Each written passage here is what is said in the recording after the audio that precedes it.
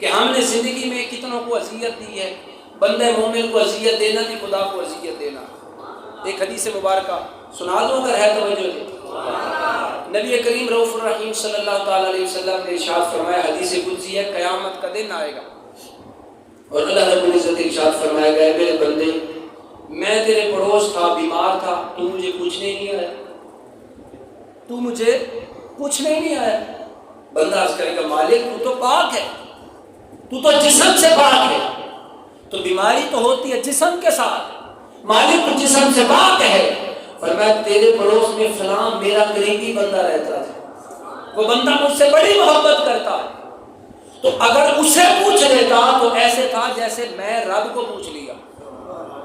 پھر اگلے لفظ سرکار فرماتے ہیں، اللہ پاک فرماتا ہے کہ اگلا اسے سوال کرے گا، میرے بندے میں فلاں وقت میں بھوکا تھا، مجھے کھانا ہی نہیں کھلایا، مجھے کھانا ہی نہیں کھلایا.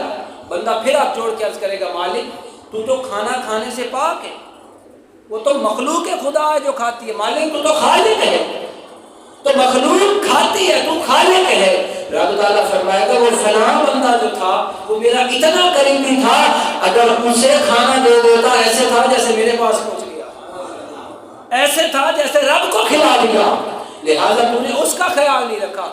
اگر بندہ مومن کی اتنی حرمت ہے اور اللہ اتنی محبت کرتا ہے تو بتائیے حسنین کریمین سے اللہ کتنی محبت کرتا ہے، حسنین کریمین سے کتنی محبت کرتا ہوں. احباب ذی وقار، اس سے دوسرا مطلب یہ ہے کہ اللہ رب العزت کو یہ کسی حقدار کو کھانا نہ دینا یہ بھی اللہ رب العزت کو تکلیف دیتا ہے، یہ بھی ایذا میں شامل ہے. کسی کی عزت لوٹ لینا یہ بھی خدا کی ایذا میں شامل ہے، کسی کا مال لوٹ لینا یہ بھی ایذا میں شامل ہے، نجائز قبضہ کر لینا یہ بھی ایذا میں شامل ہوتا ہے. لہذا حقوق اللہ کے ساتھ حقوق العباد کا خیال رکھو. آج حقوق العباد میں تم غصب کرو گے، بروز قیامت ایک پائی پائی کا حساب دینا پڑے گا. اور جو اللہ اور اس کے رسول کو ایذا دیتا ہے وہ کیا ہے؟ لعنت کا حقدار ہے. احباب ذی وقار، اب سنیے ذرا، کعبہ اور مصطفیٰ اور بندہ مومن.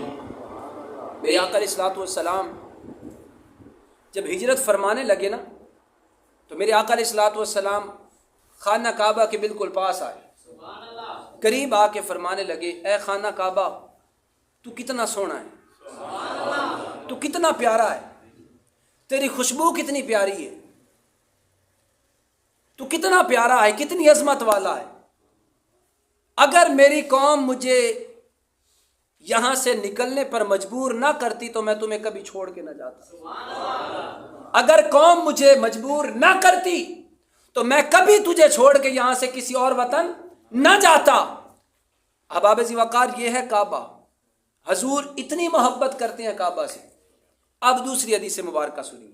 نبی کریم صلی اللہ تعالی علیہ وسلم نے ارشاد فرمایا، اے کعبہ تو کتنا سونا ہے، تو کتنا خوبصورت ہے، تیری خوشبو کتنی پیاری ہے، لیکن ایک بات یاد رکھنا، اے کعبہ تیری سے بڑھ کر حرمت اس بندہ مومن کی ہے جس کے سینوں میں ایمان ہے.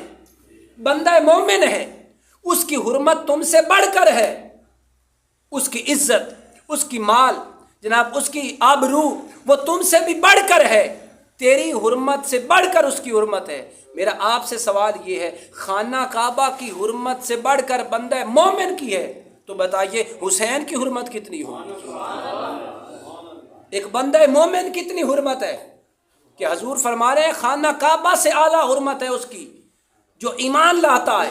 تو جس کو ماننے سے بندے کے اندر ایمان آتا ہے، جن سے محبت کرنے سے بندے کے سینوں میں ایمان ہوتا ہے، بتائیے اس حسین کی کتنی حرمت ہوگی، اس حسین پاک کی کتنی حرمت ہوگی.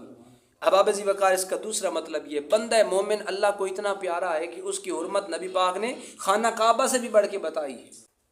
آج بھائی بھائی سے دور ہوتا جا رہا ہے، آج قریبی رشتہ دار چند مرلوں کے لیے، چند فٹ زمین کے لیے ایک دوسرے کے دشمن بن گئے، ایک بالشت زمین کے لیے دشمن بن گئے. احباب ذی وقار، جو تکلیف دیتا ہے وہ اللہ رب العزت کی بارگاہ میں لعنت کا حقدار ہے. لہٰذا گزارش ہے کہ اپنے آپ کو اس لعنت سے بچائیے۔ اگر خدا نخواستہ کسی کا حق آپ کے پاس ہے، آپ کو پتہ بھی ہے، اگر نہیں پتہ تو دن رات نمازوں میں جہاں دوسری دعائیں مانگتے ہیں، کیا ہم یہ دعا نہیں مانگ سکتے؟ یا اللہ پوری زندگی اگر میں نے کسی کا کچھ کھایا ہے، مجھے اس وقت یاد نہیں، مالک مجھے اتنا ذہن عطا فرما کہ وہ بات بھولی ہوئی مجھے یاد آ جائے، میں واپس کرنا چاہتا ہوں۔ ہم یہ دعائیں تو مانگتے ہیں، یا اللہ یہ بھی دے دے، یہ بھی دے دے۔ کیا یہ دعا نہیں مانگ سکتے کہ یا اللہ اگر میں نے کسی کا کچھ حصہ، کسی کا مال میرے پاس ہے اور مجھے یاد نہیں، تو مالک تیری بارگاہ میں عرض کرتا ہوں، میں اس کو واپس لوٹانا چاہتا ہوں، مجھے یاد دلوا دے۔